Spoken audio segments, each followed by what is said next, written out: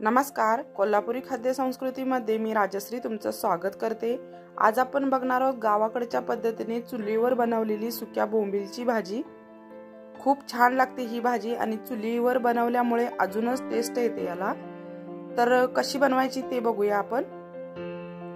तर इथे आम्ही चुलीवर तवा ठेवला, त्याच्यानंतर सुके बोंबील आहेत त्याचे तुकडे करून घेतले छोटे छोटे साफ करून, आणि आता आपण हे तव्यामध्ये चांगले भाजून घेऊया।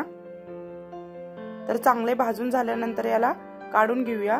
सुके बोंबील भाजल्यामुळे त्याच्यातला कच्चापणा निघून जातो, म्हणून आपण याला भाजून घ्यायचं अगोदर। आता आपण एका दुसऱ्या बाउल मध्ये काढून घेऊया आणि याच्यामध्ये पाणी घालूया। आता पाणी घालून बाजूला ठेवून देऊया। आता इकडे कढई ठेवली चुलीवर, याच्यामध्ये 3 ते 4 पळ्या तेल घालूया। तेल चांगलं गरम झाल्यानंतर याच्यात मी कांदा घातला। तर इथे मी मीडियम साइजचे 3 कांदे चिरून याच्यामध्ये घातले। 5 ते 6 लसूण पाकळ्या ठेचून घातल्या। आता 2 मिनिटं परतून घेऊया। आता याच्यात घालूया मोठा साइजचा 1 टोमॅटो घातला। आता कांदा आणि टोमॅटो चांगले भाजून घेऊया। आता आपण याच्यामध्ये पाण्यातून काढलेले बोंबील घालूया।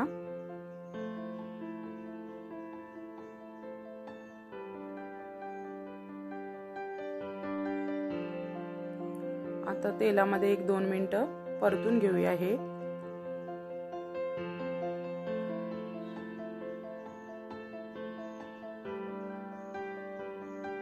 आता याच्यात घालूया मसाले।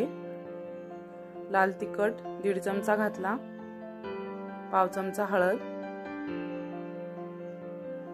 1 अर्धा चमचा गरम मसाला आणि अर्धा चमचा मीठ। आता आपण हे मसाले परतून घेऊया।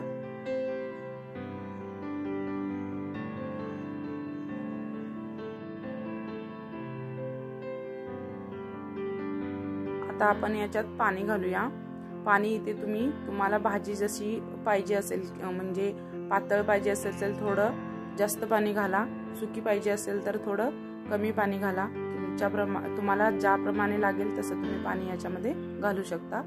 आता आपण याच्यावर झाकण ठेवूया आणि 10 मिनिटं चुलीचा जाळ कमी करून शिजवून घेऊया। तर 10 मिनिटांनंतर बघा इथे भाजी आपली तयार झाली, मस्त अशी सुक्या बोंबलाची भाजी।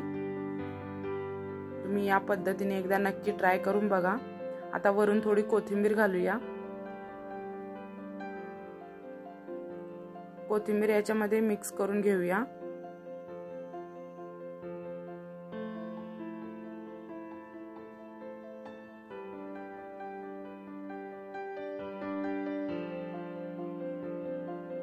आता आपण एका प्लेटमध्ये काढून घेऊया।